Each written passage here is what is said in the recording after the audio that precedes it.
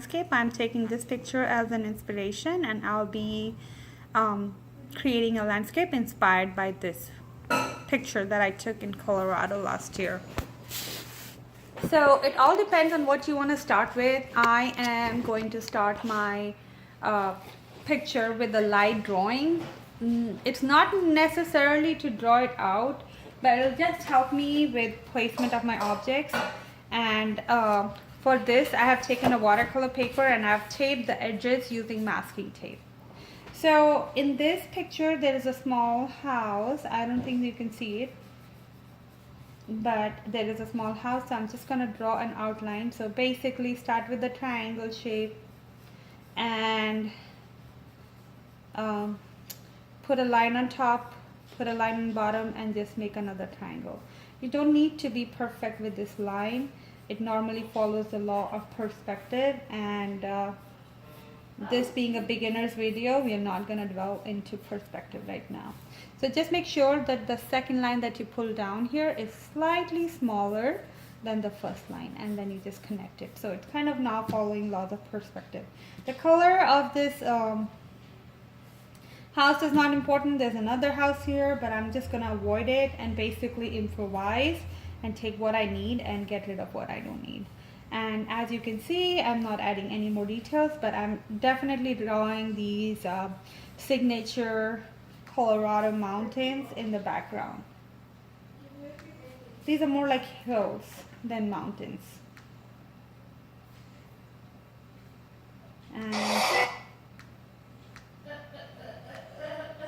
And so I'm just gonna add the mountains in the background. And there is this line that goes over here, and then there is this bright line. The reason why I actually wanted to draw or put lines on my picture is just because I wanted to draw this road that is kind of reflecting the sky above it. And so then there is this another point which needs to be darker, and then it goes up, goes down, and I can actually add a random hill here. So now that my base drawing is somewhat done, I am just going to start painting it. Now, like any watercolor artwork, I have my camera over here. If you're a right-handed person, your water and your paint should be on the right-hand side. And if you're a left-handed person, the things should be on the left-hand side, because you don't want to accidentally knock off things. So I start with a big brush that I have, and I dip it into water and I wet the surface of the paper that I'm going to apply paint on. So as you can see, I am stopping at the mountain, but I'm not actually being very particular about it, because watercolor kind of works in layers and you slowly build the layers as you go. So I'm actually making this bottom part light as well. So I will start with the yellows and orange. So just take any orange or yellow. If you don't have fancy watercolor, it's okay. You can still use Crayola for it. That works just fine. The yellow of Crayola, and then mix it up with a little bit of orange as you go down.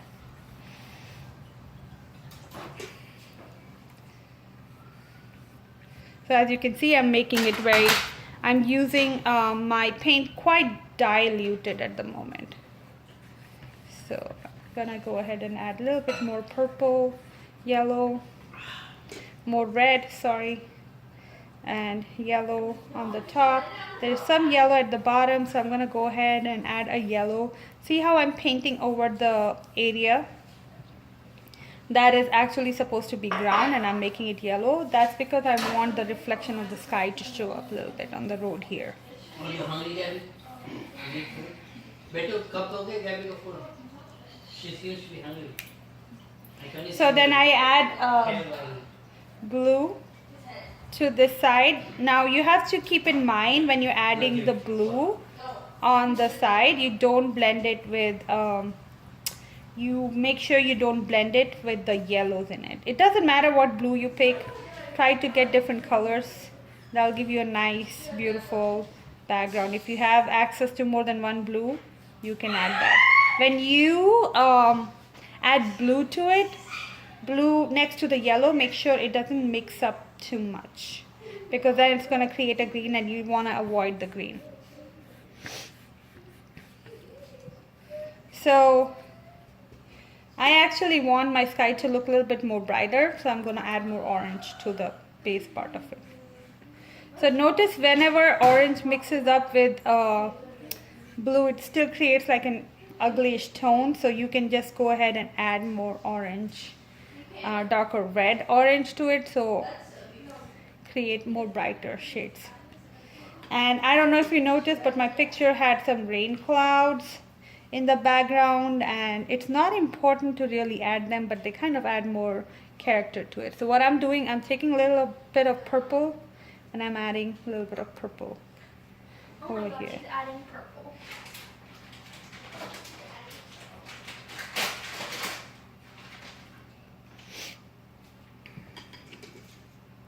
Dia, she's adding purple. So more red.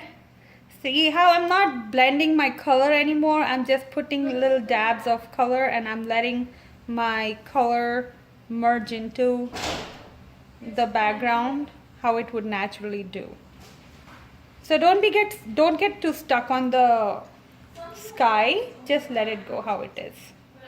So now what I'm going to do, I'm going to cover up the grassy area at the bottom, and so I'm going to take a green and I'm going to dilute it a little bit with water. And since it is evening cloud and it is almost like a stormy sky, it is going to have not only some green with it. Look, it's a diluted green, so I'm using a very light layer of green right now. It's also going to have some yellow ochre mixed with a little bit of hints of brown to it. Kind of like a reddish color to it, like a reddish brown. And I'm going to just randomly apply. I'm not going to be too stuck on how it goes, but I am only focusing on covering up the background right now. So it's a little green mixed with a little bit of brown at the moment. Their aim's only good. Oh, I'm too well. Their aim's only good when you aren't running. So a little green Their aim's only good when and brown will give you almost like a khaki brown. Khaki brown as you say it. And so covering up my area, leaving some green to show through. And notice my paintbrush is still pretty wet, but it's not so much that the paint just like flows around. And let it merge as you go. So this process will take you a little longer. I took a little extra, more paint. So it's okay if you get more paint like I did over here. You don't need to worry. You can just wet your brush and pull the paint around. You can also clean the brush, like you can take away paint from your surface.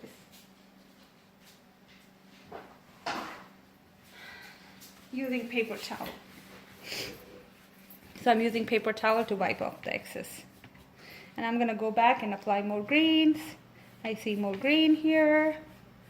So this is it.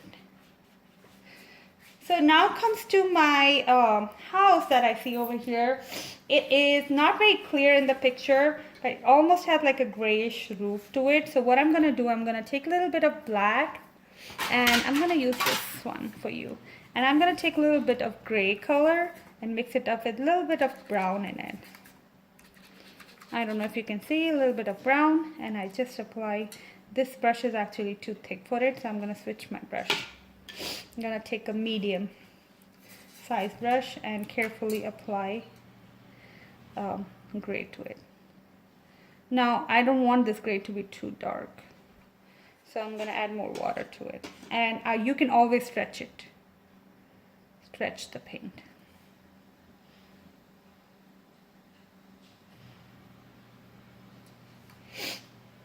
You can do chimney in the background if you're feeling comfortable, or you can just leave it like that. In the end, it's not gonna really matter. So now I'm taking a little bit more brown than black and adding it to my existing color, making a murky color.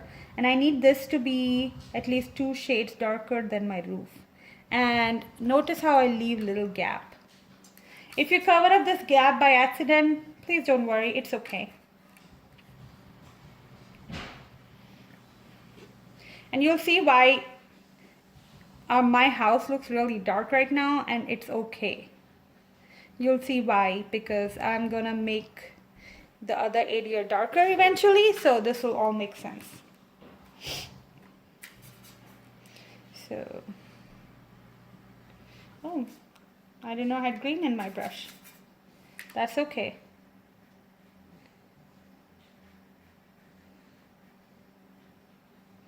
Guess I could leave the light. I could leave this box and make it a different color. Okay, so I'm going to put another layer of black under it so that it gives that darkness of the roof.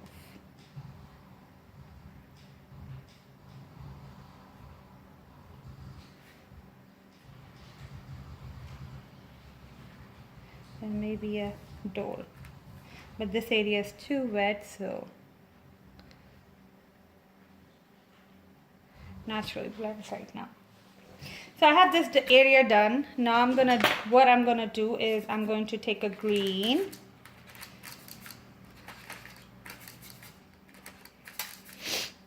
mix it up with a little bit of blue and black,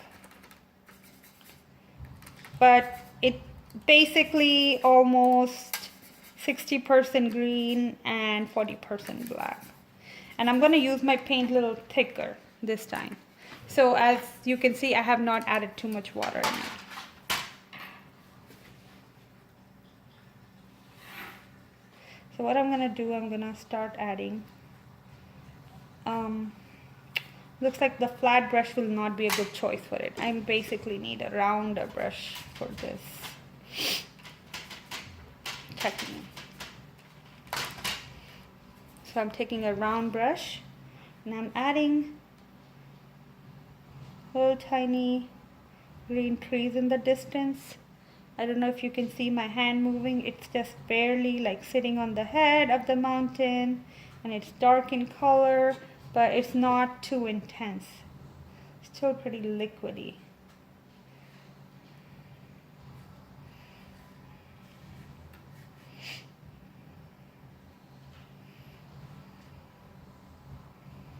So going back to my green, taking more green and barely any water, I'm gonna create a tree.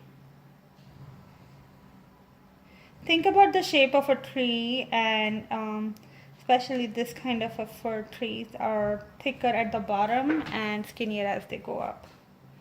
So then again, there's another tree over here. I'm gonna add a little bit more black in this tree because the things that are far, and especially if it is evening time, they are going to be darker. So now look how I'm just adding dots. I'm not creating any particular shape whatsoever. I'm just putting some random dots to give a suggestion of trees, because some of the sky will show through the tree. I can make this bigger because presuming this is a really tall tree and it's in front. So these are a few things that I teach my students about creating landscape. There's always going to be a background, foreground, and a middle ground. So since this is in the middle ground and it is sitting a little higher, so you will see that this tree may be going up, so it'll be relatively bigger than the tree behind it. So things that are closer to you will look bigger, things that are far away will look smaller in proportion. So going back to this tree,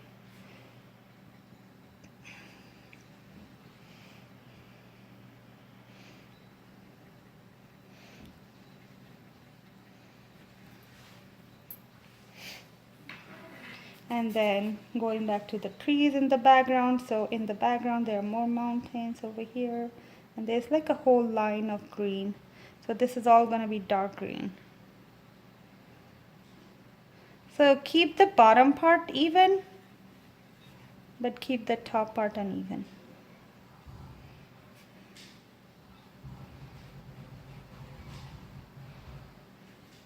Great. This dude gets to go upstairs.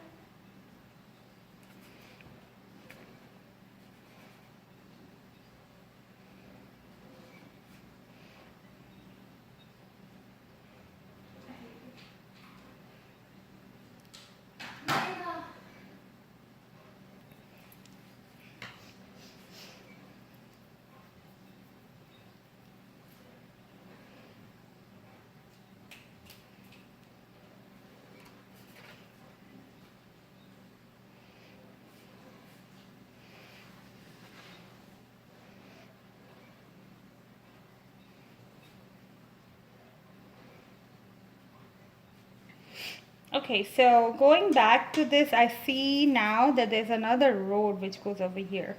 To make this another road appear, I just have to apply a layer of green or brown to make this visible. But when you're creating this other road, make sure you blend the values. Just pull the color a little bit more on this side. And so then there is this other road created.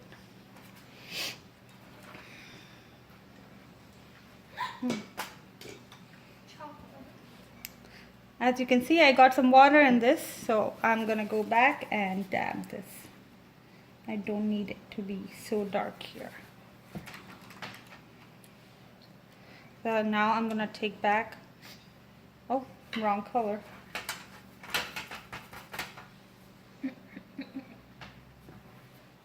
See, it worked out. And then go back to create this road-like thing. It kind of gives an illusion of a road going through here. And in the foreground, actually I'm going to keep the foreground light for now. I have a plan for it.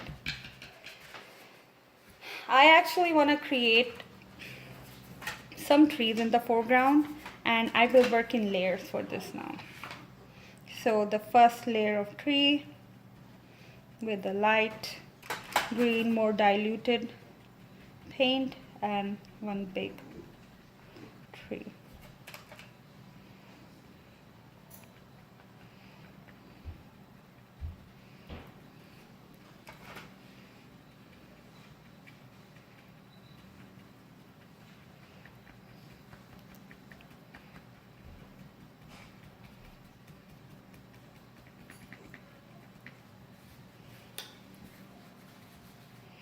Okay, I'm gonna put some yellow in the window, making it give an illusion that people are there in the building. I'm gonna make this part darker since the other part has lightened up now, so I can pull more paint on it and make this part a bit darker as well because of the way the light is falling. I can go ahead and add a hint of blue to this because it almost looks like this road is shining. So I'm going to go back and add another layer of dark color over here.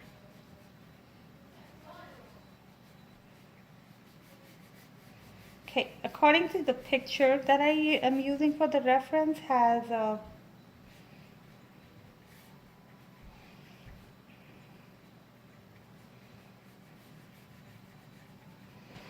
tree in the front of this house. I don't know if I want to do it, but let's attempt.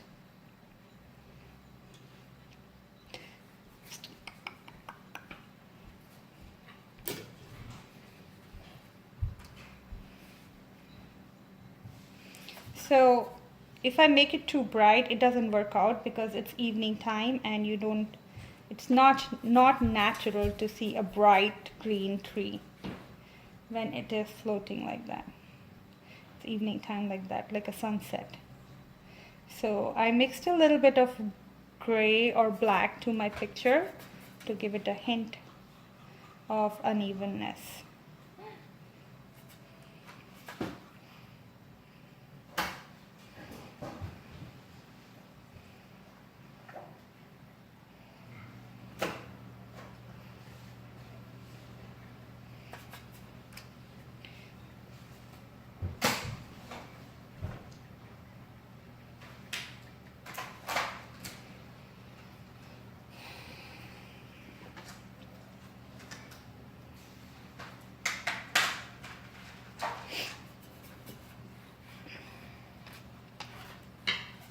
Okay, so we'll wait for this area to dry a bit.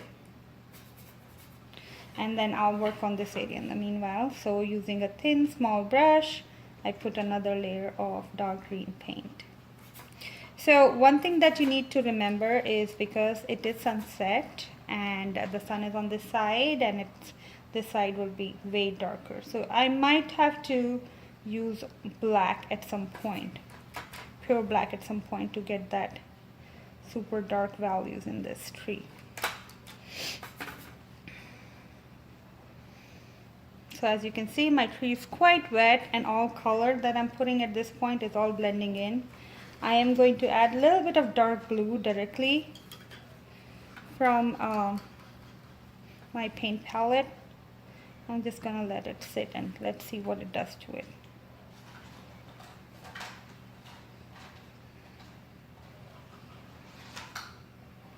Yeah, it's not working at this moment. Too much water. So we'll have to wait for it to dry. Gonna go back and try applying more paint on this one.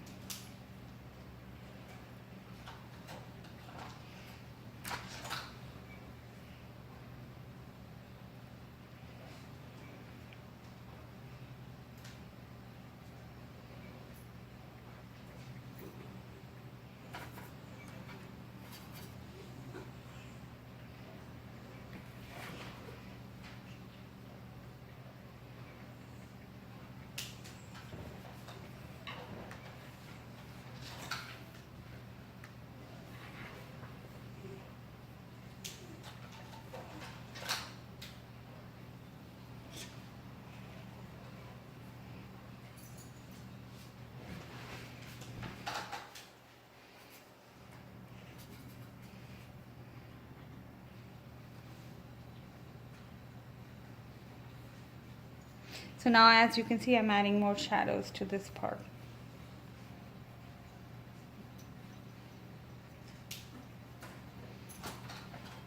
So this bottom part will be darker because this is the real part where there's barely any light reaching, and this adding darker part to the bottom actually gives weight to the object, whatever you're creating. So adding a little darker part over here.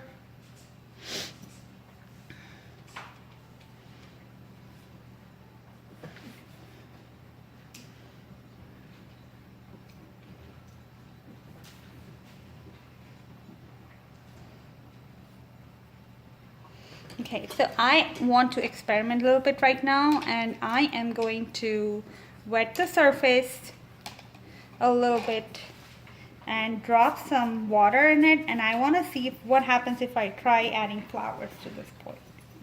So for this, I wet the surface of I have made the surface of the paper wet, and I'm going to put a hint of paint here and there.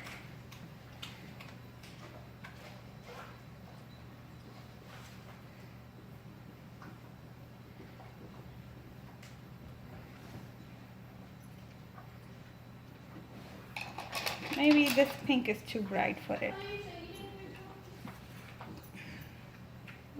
Let's convert this into a Texas landscape and add blue on it.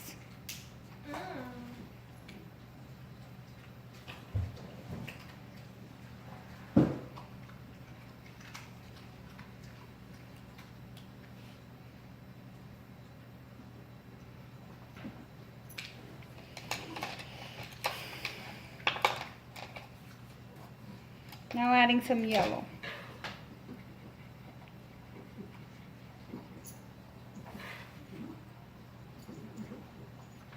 Now the yellow does not want to stay, it wants to spread.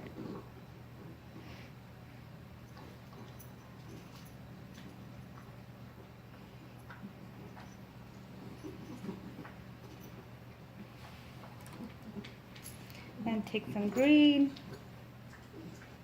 and add some random lines. Not really planning this in any ways. I'm just adding lines because things that are in foreground will be bigger and more clearer. So I'm just taking a fine brush and adding some lines. I'm going to add other lines too, but I'm focusing on one type of shape. It's kind of a grassy, bladey shape. Think about blue bonnets and thinking about the